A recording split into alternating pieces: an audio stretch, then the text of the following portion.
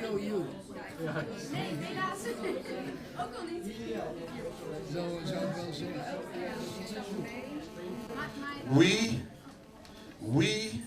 We what people. I no longer have the Constitution for. We what people of these disconnected states of distracted mindfulness. We what people middle-aged, overweight, angry white men blaming the brown, the yellow, the other four, not being able to get over the top of whatever problems are holding them back. We, what people, unemployed and undereducated black men and women with a chip on their shoulder the size of Africa, with a better chance of being shot at or incarcerated than getting a decent job or a college education. We, what people, ultra-conservative crybabies who can't get a grip on their lives because God never seems to answer their 3 a.m. crisis of confidence calls. We, what people, the intimidated and Pavlovian underclasses taught to claw at one another for high-priced items of distraction. We, what people, overeducated college graduates raised of twisted viral online hate, who can no longer find the jobs that have fallen through the cracks in the beaten pavement potholes created by the world and weeds of corporate greed. And we, what people, citizens in the crosshairs of sharpshooting special interest groups waving flags like crooked fingers at the rest of the world while claiming that we, the people, are by some psychotic providence the chosen ones. And we, what people, lost like a child in a fairy tale forest, scared of their own shadows, crying and shivering with snot upon their shirt sleeves, for they have forgotten to lay out breadcrumbs to trace their steps back out of their self-created mayhem and mess, so they may return safely to their mama's embrace in a world that looks upon them with jaw-dropping astonishment. And we, what people, silver spoon-fed propaganda, slogans proclaiming and preaching that you yourself don't dare do or say out loud, but only have the balls to mutter under your Egg McMuffin breath when there is nobody in hearing distance of the office water cooler. And we, what people, of bold, brash statements of seeding lies that grow into fact, of breeding a hate that will linger longer than any of our lifespans, of setting our children up to fight conflicts created out of our own impulsive insanity.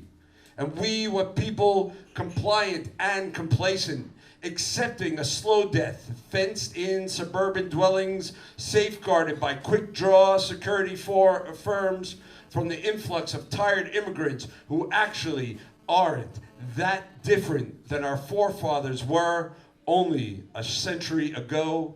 And oh, we, what people, where have our convoluted and contorted ideas of our Constitution led us to? We, what people, in a so-called society where our future leaders and the protectors of what values we have left to squander portray themselves like pro wrestlers inside steel cages of futile, childlike rage. And we, what people, of blaming the sexuality of another for our own crumbling social constructions. And we, what people, drowning in a sitcom sewer, dumbed down by the fear of being outsmarted by our own potential.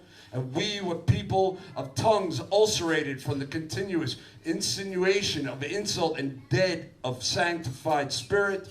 We, what people, with your right wing glued to the Bible, swearing to tell the truth and all the holes in your truth, while living the lie that these misguided states of America were really ever established for all the people. We, the people, we, what people? Thank you.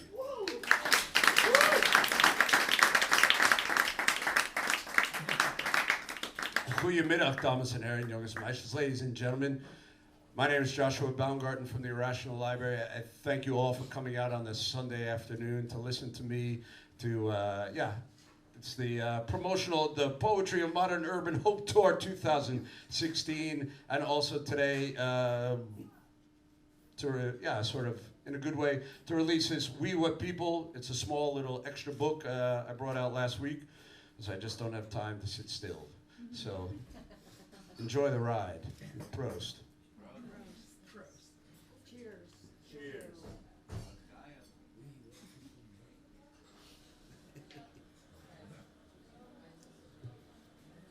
The creators must savor the sap from whatever tree the fruit falls from.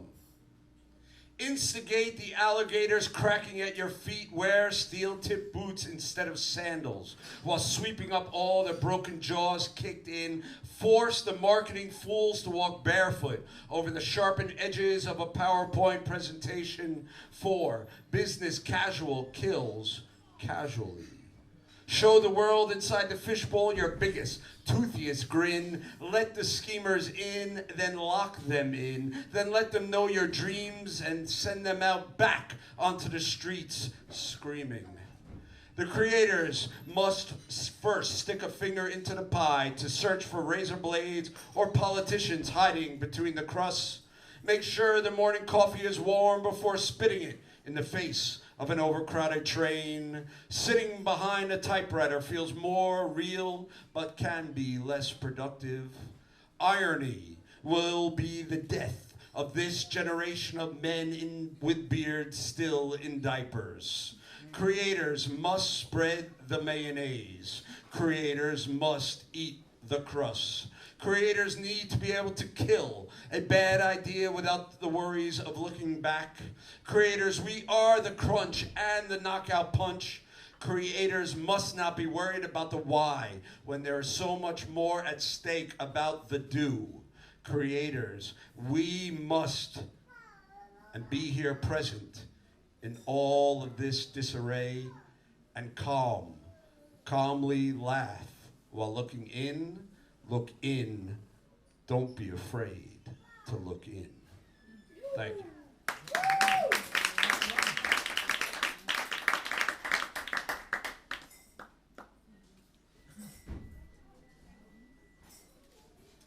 My wife and my daughter, Pippi, and my son, Cus, they couldn't be here today. There's Gleuren by de Buren in Harlem town, and there's Verjaardag feestjes and all other sort of good things. So this one's for Pippi. Wigorama, all right. Bye. While the baby sleeps, I sit contemplating. I wonder how Anne Frank would feel about the Israeli occupation of Gaza, or how Moses would have felt about the chosen people settling in on stolen land, or if Allah even wonders what the Arabs actually do with all their cash. I wonder if Charles Manson would have been a little less high-strung a leader had he learned to play his guitar better and scored a record deal on CBS that moved his band of idiots to Laurel Canyon and nestled in with Crosby, Stills, Nash, and Young. And I wonder if anybody had told Hitler he was a better painter, then a lot of my fellow Jews would maybe still be alive. If Hemingway's father had not committed suicide, would Ernest have been so trigger-happy for all that bullfighting and bloodletting bullshit, finally splattering his own brains upon the last page? Or if George W. Bush had been born in New Hampshire and only vacationed in Texas, would he have still been such a cock-sucking cowboy? And I wonder if Pussy Riot had been an all-male band called the Cock and Balls Riot Brigade, would Putin have felt so threatened or maybe, secretly aroused? And I wonder too if Columbus, good old Christopher Columbus, had actually been a decent explorer. Would America have ended up in India where it should have? And would Disney World have been created at all? If Martin Luther King had started his famous speech with, "I am living a nightmare," instead of "I have a dream," would racism in the world be looked at not as only something to overcome, but something that undermines us all? I wonder too, If Bill Clinton had only admitted to inhaling an infidelity, then maybe, oh, just maybe, he would have brought a bit of honesty and dignity back into American politics. And as we see the way the world is right now, well, that's just not true. And I scratch myself in wonder and amazement at the passive lives that we live and all the bullshit that we allow to overcome us all. And I wonder a lot about the future and what it will be like for my children. But lastly, I wonder why. Why is it so difficult for someone to replace the toilet paper roll when the last piece of tissue is torn from the cardboard roll? Fuck it. I say, flush it all.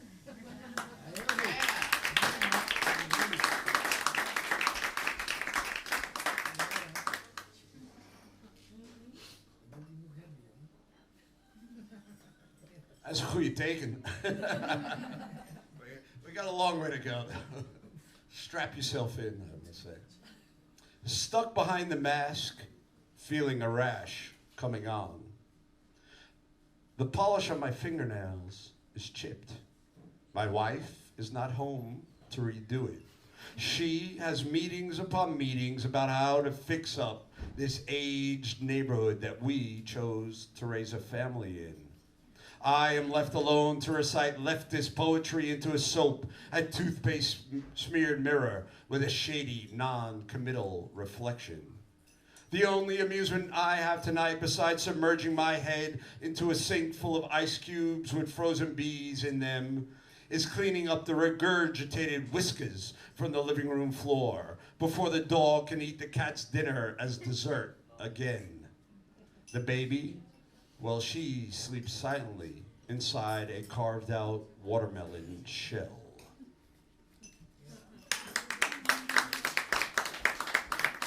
I actually made a set list today because I thought all the rock and roll bands who stand here before me and stuff that it hard to buy. Hard to buy, right? Okay. Where are we? Yeah. Today. Don't run away. It's okay. Run away and be afraid. Today I will stay in my pajamas with my hair in curlers. I will watch Dr. Phil and say, Amen. Flip through the privé and have genuine concern for Beyonce and Kanye West. Do laundries upon laundries, run after the child while dodging Duplo, Keitner, coffee tie, become bored with inburgering.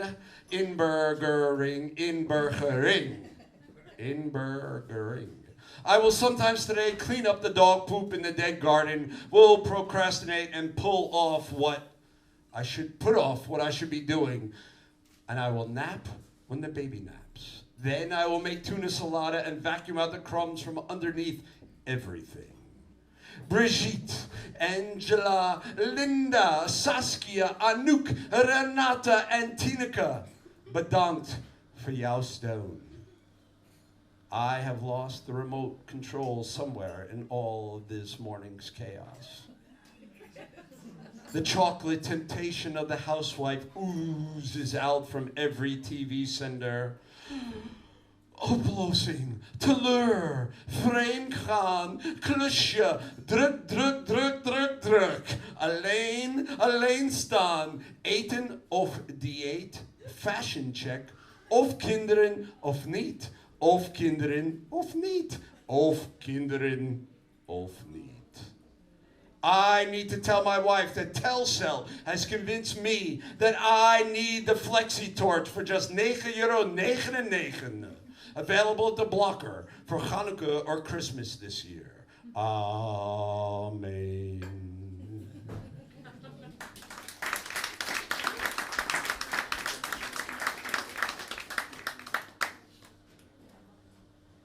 Now, in the continuous vein of Houseman, which I enjoy, it's fucking great. Papa Dag doing that thing. Here's another one in that vein. It's quite similar. I mean, Bukowski wrote 1,000,000 poems about horse tracks and all that crap, which I've never really got or really dug. But so this is my horse track, my house. And oh yeah, when I posted this on Facebook, a lot of people meant that I was getting stoned while I was doing housework, but I don't smoke weed anymore, I just grow it. Bong Ripper. Bong Ripper, vacuum cleaner, recycle the world's retardation. Boiled eggshells underfoot, crackle and crumble the plastic wrap around every fucking single thing. There's plastic wrapped around every fucking single thing. There's plastic wrapped around every fucking single thing we consummate our existence with. Clean up the broken down tea party, revive dolls drowned in chamomile, headbang and hollow out my soul. A new day of almost spring, sun shining, scooping up the dog shit and dodging disaster. I am the mighty overlord of all that I see. Fuck the neighbors' offspring, and fuck the neighbor's new garden set. I twist the volume to feel and deafen the doubt that hovers in my mind. I hide inside a plastic IKEA castle till I can regain my character of composure. Then I continue to clean up and attempt to conjure up words to conquer all of my dust-covered demons. Write the book, sell the book, fuck the book, burn the book, write another book. Oh my. What barricades blocks upon blocks upon blocks upon blocks upon wooden and plastic blocks that lay tumbled at my feet, for I am a stumbling giant amongst the rubble of a child's playtime dreams. Now empty the dirt, devil, plug me back in. Remain focused and don't forget to turn the dryer on. Press play again. Bong Ripper, vacuum cleaner. My new day beginning is pleasantly deafening.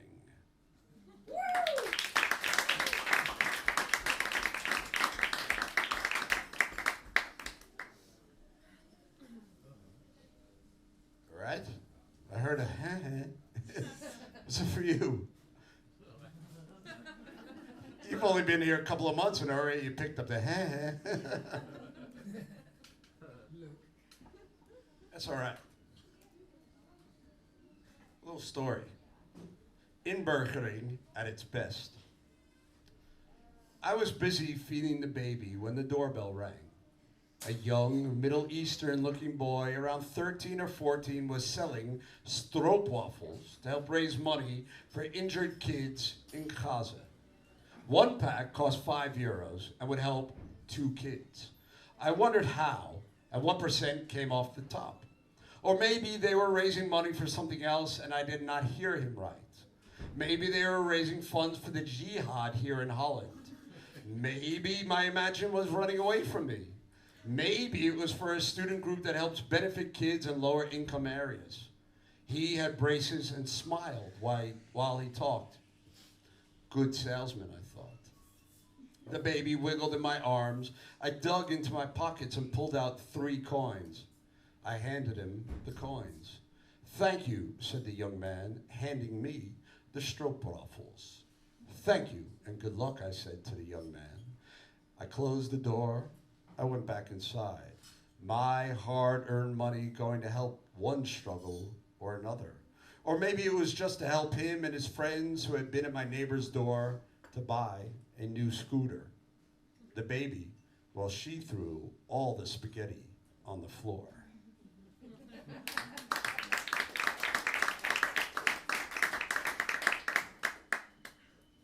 We're halfway through, so it's all right. Punk's not dead, just a little tired. While my wife was shaving my head this evening, I nearly fell asleep while sitting on the stool. My sudden dream drifted into memories of my mother helping me as a teenager, getting my mohawk as high and straight as possible with a brush and a hairdryer. My mother had warned me that all the crap that I put in my hair, the color, the spray, the egg whites, the gel, and such, would one day cause me to go bald. Now, I'm not sure if my slowly going bald is due to all the crap I put in my hair or just simply genetics. But a reverse mohawk is all I would be able to grow these days. So instead, I asked my wife, just shave it short. You know, it's a ritual that we enjoy. I think my wife would have liked helping me with my mohawk much more than my mother ever actually did. But as you can see, I just decided the Doc Brown, the reverse mohawk is a lot more fun. So in the vein of my mother, comparing my mother and my wife, this one's called Bullshit Detector. My wife is concerned. She says that I have been writing too many poems comparing her to my mother. I tell her that they are simply poems expressing love. She tilts her head looking at me in a way only my wife or my mother can.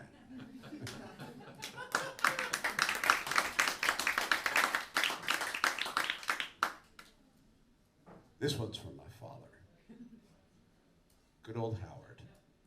Without Howard, I would not achieve, and Susan, I would not be doing what I'm doing here because they have had a tendency to bail my ass out or lift my ass up for the last 44 and a half years. So thank you. Well, send that thank you out all the way to southern Florida where all the good Jews go to do their thing in the wintertime. This one's called Suburban Santeria.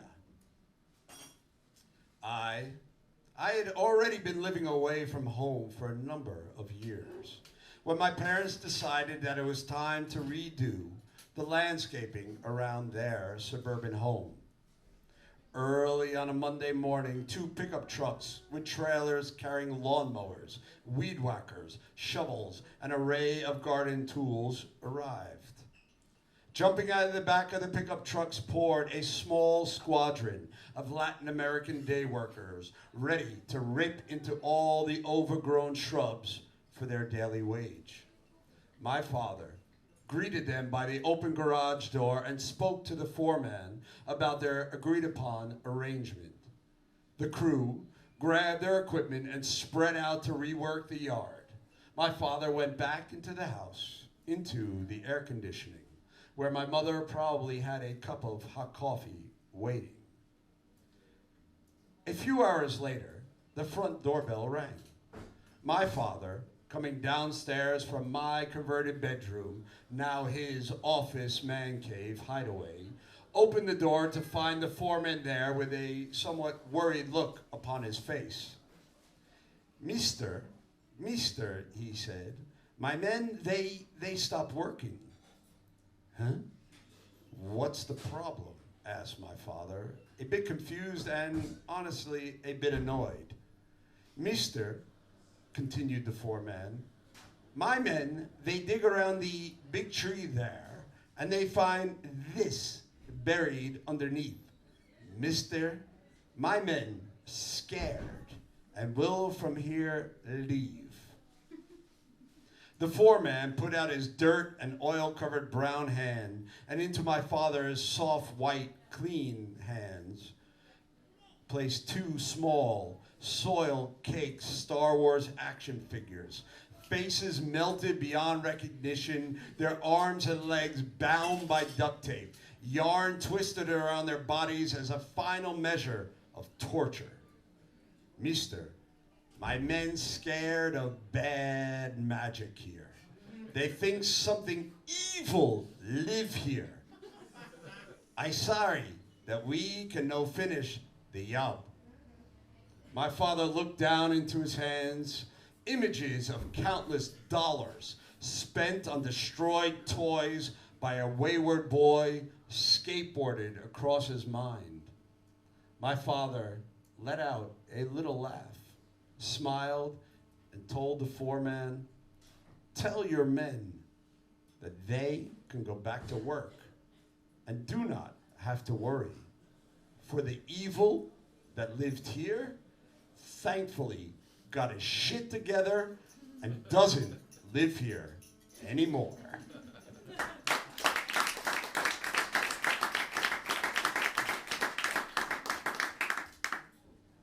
Thank you. How we doing? Are we all right? Yeah. We're enjoying ourselves? Yeah. Fantastic. There any Eastern Europeans in the room tonight or this afternoon? No? Okay, cool. Then I don't have to apologize about this one beforehand. That's fucked up to say, but yeah. All right, whatever. Touch me, I'm sick. The kid in the car next to mine at the stoplight looked a bit mentally challenged, or at least a little bit Eastern European. Not that I think Eastern Europeans are retarded in some way. I guess it's a bone structure thing, or maybe this kid was just damn goofy looking. This little blonde girl was making weird faces at me while sitting on her mother's lap. The woman, her hair in a ponytail with glasses, took a drag of a cigarette, then rolled the window down to the backseat passenger side and tossed the butt out onto the street. She rolled the window up slowly, shooting me a sideways glance. I smiled my best retarded smile back at the kid, while the sounds of Mudhoney's "Touch Me, I'm Sick" kicked in on the CD player. The light turned green, and the overcrowded car next to me took off towards one asylum, and me towards another.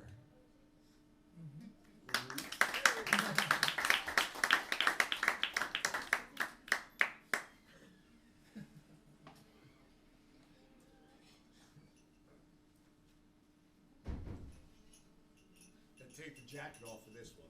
We're gonna go deep.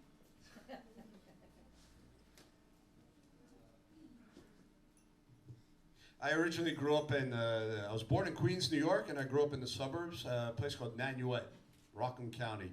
It's just about a short 40-minute drive from Manhattan, which sounds like a lot by Dutch standards, but door to door, it's like turn the music on and go. Then I go back home every year to visit my family, and then after living here for 16 years, things are quite different when you go home.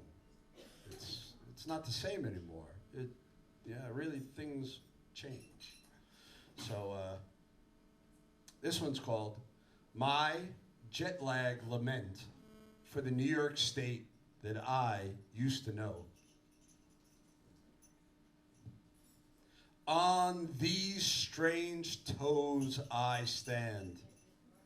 I am the genetically modified, the illegitimate apple of Adam and Eve's pink eye. God was my grandfather in pea-stained boxer shorts and a beer-stained wife-beater t-shirt, a flirt to all the nurses who wiped his ass for him up there in the Bronx before life buried him. Satan Silverstein was once my grandfather's stockbroker before bankrupting hell of all its worth.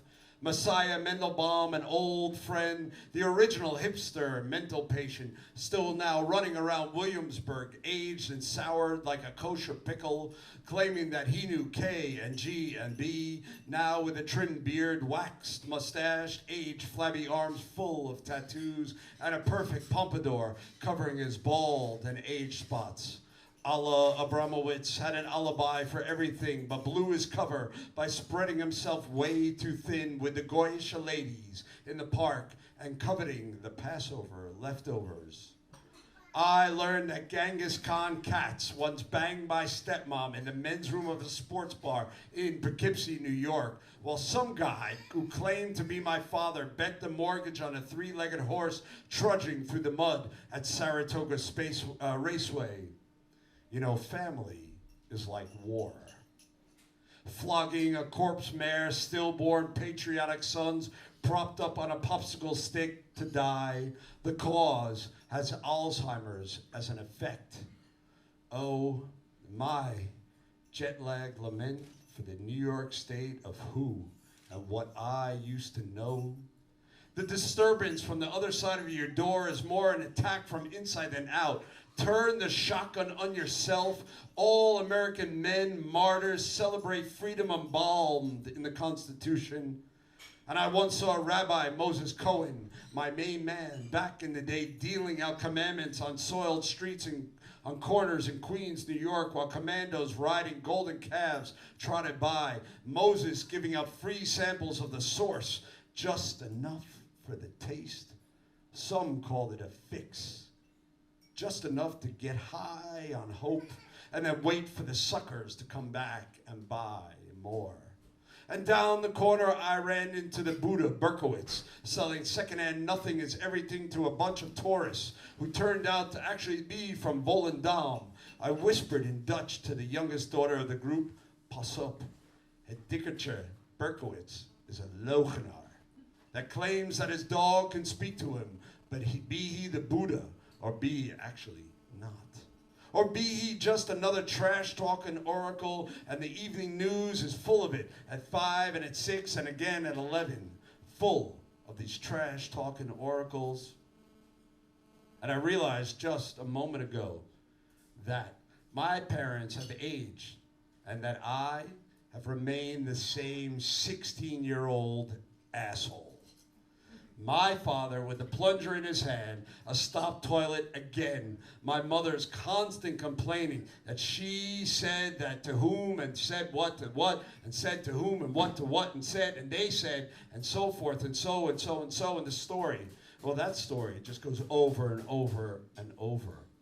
And while visiting over there and away from what is here, I am asked, how do Dutch people grieve for close to 200 dead? I feel strange and out of place, and I try to relate to them what it means to be a foreigner back at home. 10 days suburban again, memories shoot star-spangled banners, baseball fields, and dollar beers back into my American fluoride smile. The smell of a certain laundry detergent spirals my mind like a wash on spin cycle back to a duplex apartment condo shared by 2 crack addict chicks from Clifton Park, New York that I once knew. And one of them I was in love with. Before she totaled her car as we drove home from a bar. She, one hand on the steering wheel, the other searching on the floor by her feet for a Soundgarden tape that she wanted us to fuck to. She ended up rear-ending another car at the traffic light. And you know, we never did fuck the black hole sun. And she never did accompany me to my sister's wedding. I don't know whatever happened to her, but my memory is kind to Kimberly Rowland. All of these semantics of another uncivil war broadcasted at 5 and at 6 and again at 11 and again and again and again, shot out of crash and or murder victims, families shattered, lies and lives devaluated, bombs fly, high five, boy man, it's happy hour. And as we live in the not-so-simple seclusion of ourselves in a yellow hemisphere, no one is listening, only watching. Earphones in, scream out, leave me the fuck alone in my own private Pierce septum, relocated Idaho and Williamsburg. Soulless, secondhand resale smile, vintage without warmth, but who cares? It's just consumer kick to be cool with a recycled price tag anyway. It's how we feel about buying up pieces of someone else's yesterday.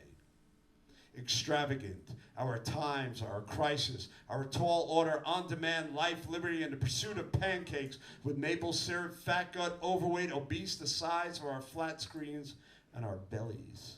The Declaration of Independence, a supersized promise from the First Order now fed upon by the bloated, the powerful and the meek alike in their need to not only be seen but also be the loudest part of the herd. Now, if you don't feel this, well, I failed us both. But you know, better luck next time, we say.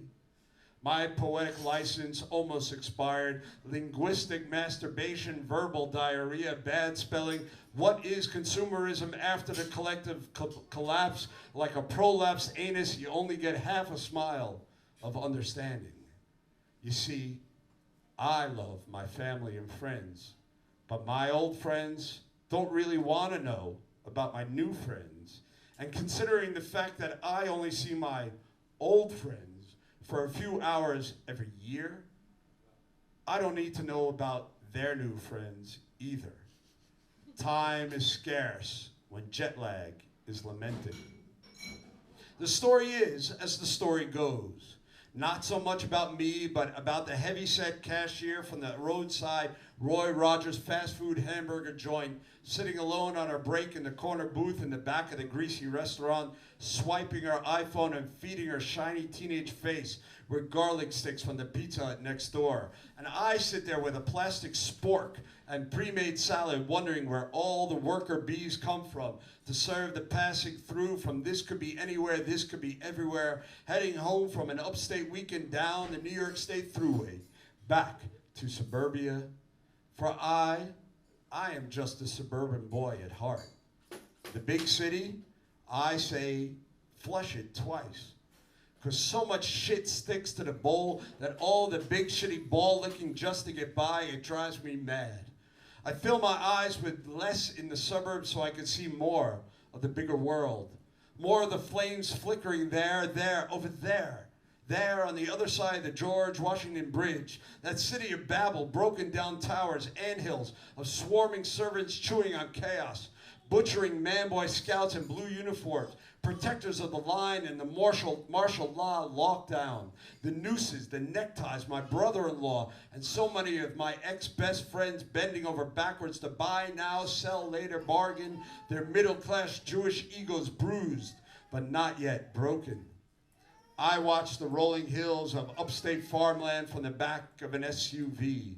I see desolate and broken down tractors pulling nothing more than weeds and foreclosure signs along the side of a highway, apple orchards waiting on the fall, busted out barns in the overgrown brush, mountains just fed up and walking away, billboards inviting us all on our way to diverge from our plans and just stay a little while longer.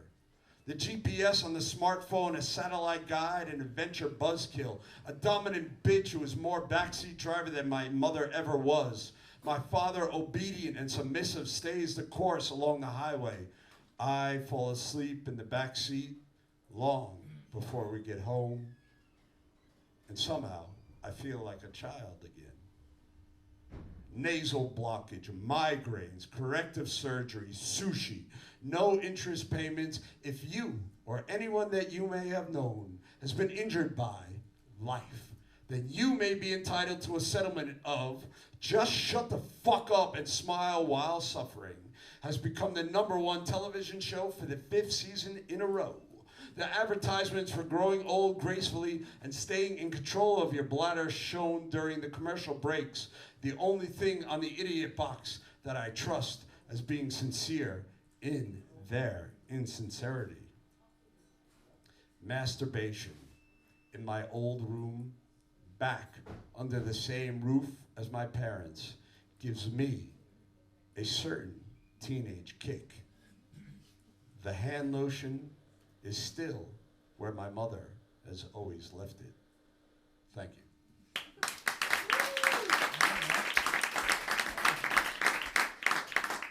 I got just a few more. Are we all right? Yeah. Okay, good. Is it possible for me to get another beer? Thank you.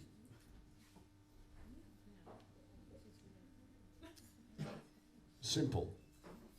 Left behind. Everything left behind upon coffee tables and nightstands, loose change, matchbooks, receipts from shit restaurants, small poems, sketches, fragments of time left behind. You ever wonder where it all went?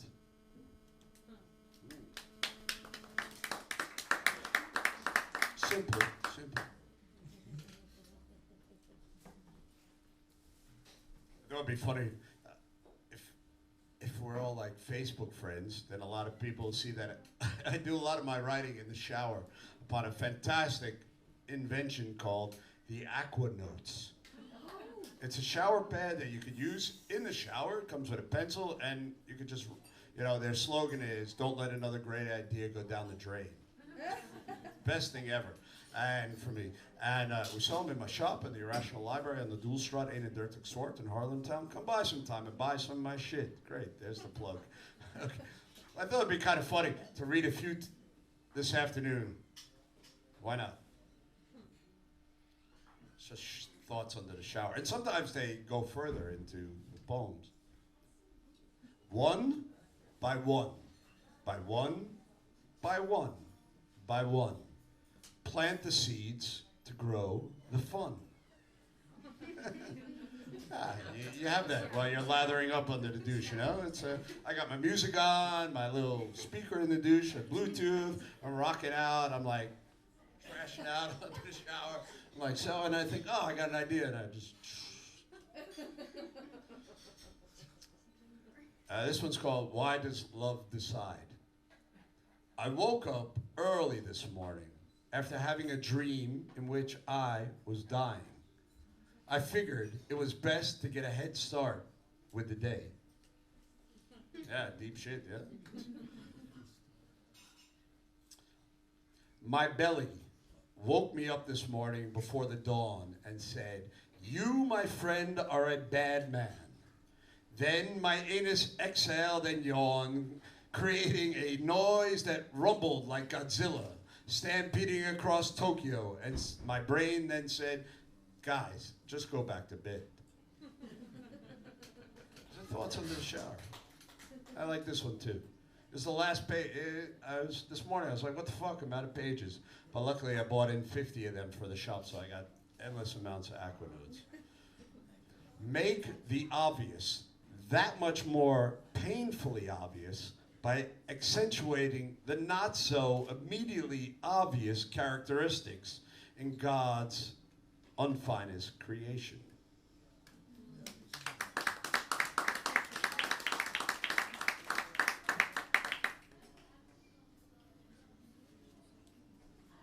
I got 3 more. I'm gonna round it out with 2 in here, this new little tome called We What People.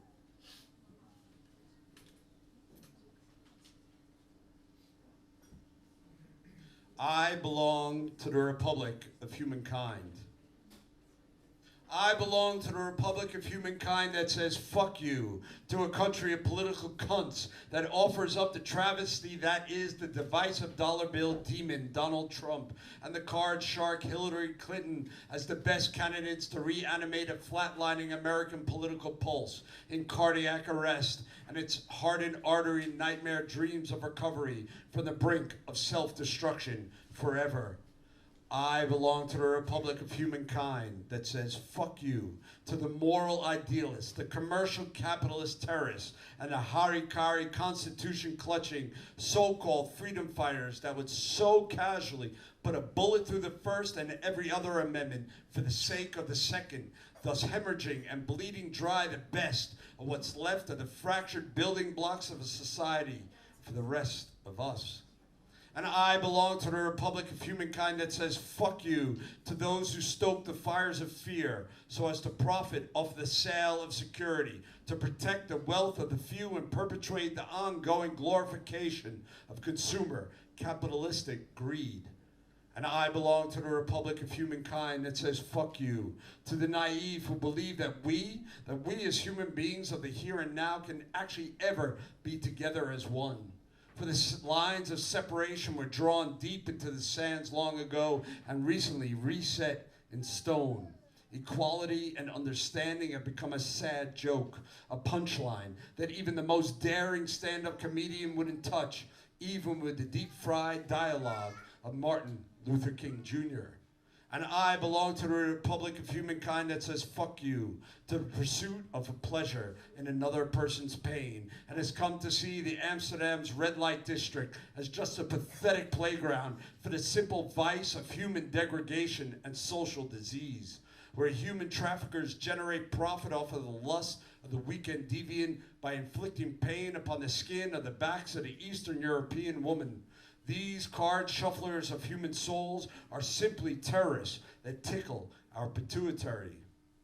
And I belong to the Republic of Humankind that says fuck you to the deniers of equal rights to all our female partners around the world point.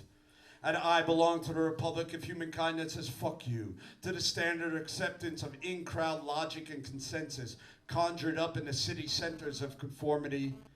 And I belong to the republic of humankind that says fuck you, to every bus stop billboard advertising chokehold company that attempts to sell me something that I do not need by sensationalizing sex. And I belong to the republic of humankind that says fuck you, to the jumping on the bandwagon poser wannabe pioneers who burn no path of their own but catch a ride upon the coattails of those contributors to independent thought from coast to coast. And I belong to the republic of humankind that says fuck you, to those who know better but continue to do worse. And I belong to the republic of humankind that says fuck you, to the middle-aged millionaires who continue to squeeze every cent out of the acne of a bewildered youth. And I belong to the republic of humankind that says fuck you, to those who continue to build towers towards heaven upon foundations that are cracked and crazed, stealing space only to create more waste. And I belong to the republic of humankind that says fuck you, to those who cleanse themselves daily in the toxic shampoo of nationalism, the silky smooth conditioned state of static free citizen control. And I belong to the republic of humankind that says fuck you, to those whose idea of freedom exists no further than a choice of 20 different sauces for their deep fried potatoes. And I belong to the republic of humankind that says fuck you, to those citizens who cry into their morning coffees while formulating simple equations for another's chaos, with a tarnished silver spoon stirring the curdled cream, always and without a second thought, in a clockwise direction.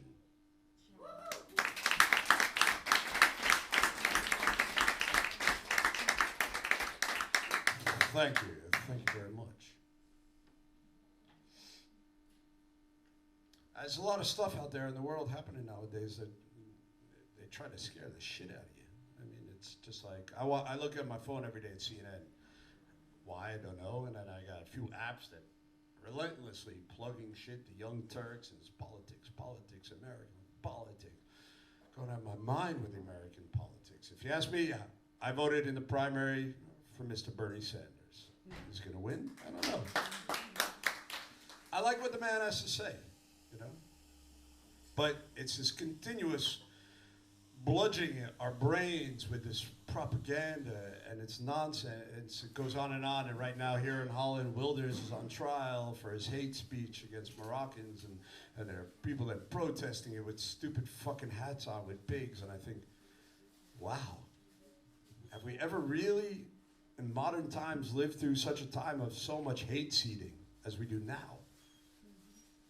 And it boggles my mind, because as we get some more evolved, technology is running ahead of us, and actually our relationship with one another is stepping continuously backwards. It just drives me it drives me to the page. It is not helpless. It is not hopeless. It is just being portrayed that way. Without us paying attention, they will have nothing. Without us paying them for our attention, they will earn nothing. Without us bending over backwards to please them, they will break. Without us wanting to be just like them, to be just like them, to be just like them, to be just like them, their self-image will shatter. Without us affording them the quality of another's discomfort, their palaces will crumble. And without us conspiring and conforming to them, shelling out our cold finger cash to fund the completion of their high-rise egos, well, there will be no more theaters of war, no more cinemas of celluloid pain, No more carbon copy shopping streets of fat-ass consumers suffering from diminished muscle mass. No more websites wiping clean our consciousness. No more playgrounds for political savagery. No more selling us choice when we realize that there is not much to actually choose from. Without us being present, they will be left to bite their fingernails down to the cuticles. Without us, they will continue to be cannibals, but will have less meat to pick off the bone. Without us, they, the providers of helplessness and the givers of hopelessness, will be confronted by a newfound silence.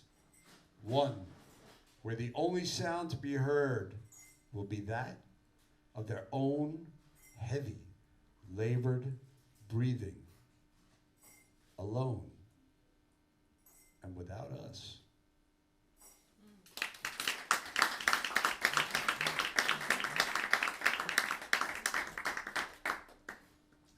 Well, ladies and gentlemen, we've reached the conclusion of today's reading, and I'd like to really thank you all for coming out tonight, or this afternoon. It does mean a lot to me. And for all those people on Facebook who said they'd be here and are not, fuck them twice in the fucking ear.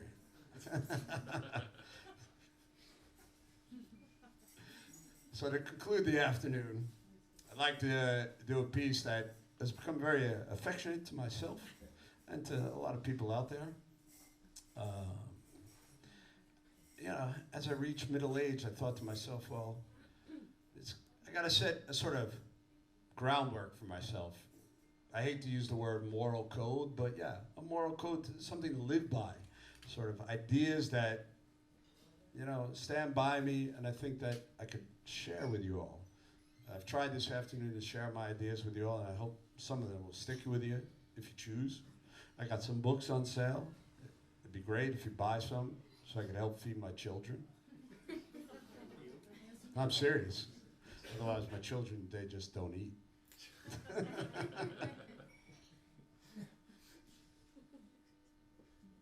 serious. But, so I want to end it with this.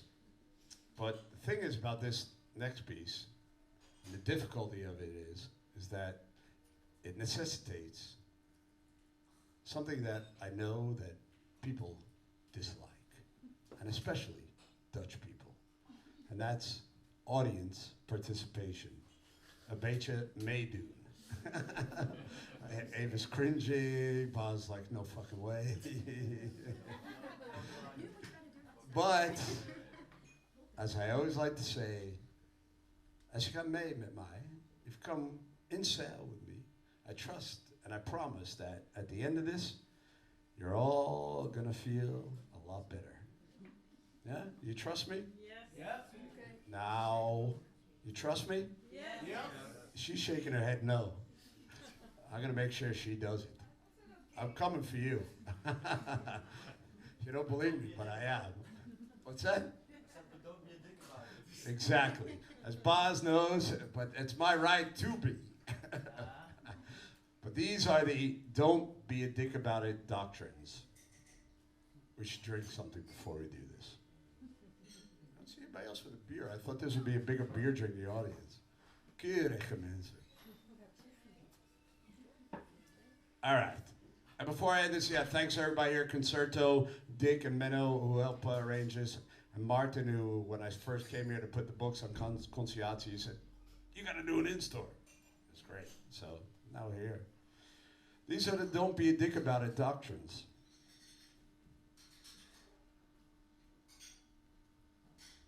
Be a good person. Be generous and share what you have. Accept your mistakes. Apologize for misunderstandings. Listen to what others have to say. Develop opinions about facts. Learn a trade. Work hard. Excel. But don't be a dick about it. That's your line. Forge relationships. Be a good friend. Recognize yourself in others. Accept compliments humbly. Give people compliments every day. Feel empathy for others around you. Being sympathetic is a virtue, but don't be a dick about it. Very good.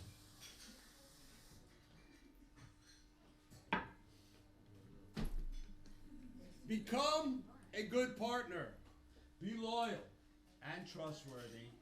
Responsibility is noble.